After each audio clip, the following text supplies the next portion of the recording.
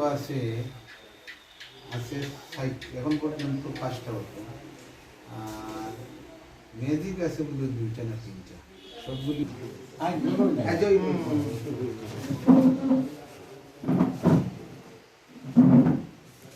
রেজাল্টের পরে আপনি তো আরো বহুত আছেন সব বিষয়ে, আপনার থানা এলাকার কি করতেছে আপনি তো ফেস করছেন।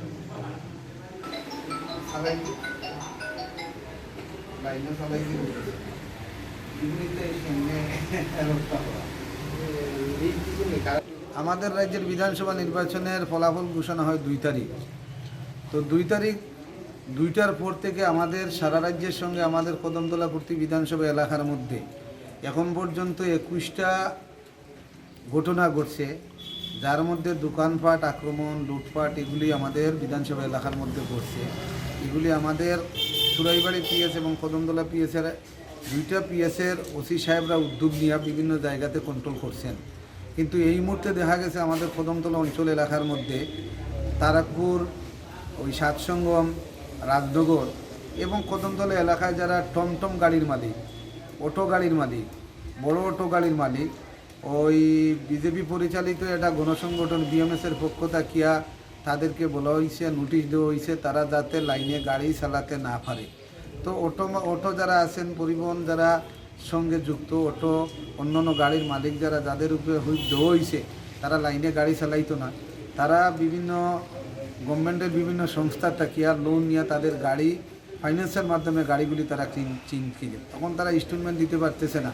এই বিষয়গুলির সামনে রেখে তাতে তারা লাইনে স্বাভাবিকভাবে গাড়ি চালাইতে পারে। বুট শেষ হয়েছে, বুট গেছে, এখন তো এই সমস্ত ঘটনা ঘটার কথা নয়। রাজ্য সরকার ক্ষমতায় রয়েছে, এরপরেও আমাদের অটো শ্রমিক বন্ধুরা, টমটম চালক বন্ধুরা গাড়ি চালাইতে পারতেছে না এবং তাদের কিস্তি তারা দিতে পারতেছে না, যাতে লাইনে তারা গাড়ি চালাইতে পারে। তার জন্য আমরা সিপিআই এবং কংগ্রেস দলের পক্ষ থেকে একটা প্রতিনিধি দল আমাদের কদমতলা পিএসের ওসি সাহেবের সঙ্গে আমরা প্রতিনিধিমূলক ডেপুটেশনে মিলিত হয়েছি যে অবিলম্বে আমাদের এই যারা গাড়ির চালক, অটো চালক যারা গাড়ি চালাইতে পারতেছে না, তারা যাতে স্বাভাবিকভাবে গাড়ি চালাইতে পারে, তার জন্য আমরা ওসি সাহেবের কাছে একটা প্রতিনিধিমূলক লিখিত ডেপুটেশন দিয়েছি। উনি বলেছেন উদ্যোগ গ্রহণ করবেন এবং বিএমএস সংগঠনে যারা নেতৃত্ব আছে তাদের সঙ্গে কথা বলবেন, এই আশ্বাস উনি দিয়েছেন। এবং এরপরেও যদি এই বিষয়ের সমাধান না হয় তা আমরা 30 তারিখ পর্যন্ত অপেক্ষা করব। এর পরবর্তী সময়ে আমরা কদমতলা অঞ্চল এলাকায় যে কোনো একটা জায়গায় আমরা গণতান্ত্রিক পদ্ধতিতে আরও বৃহত্তর আন্দোলন আমরা গড়ে তুলব, এটা আমরা ওসি সাহেবকে বলেছি।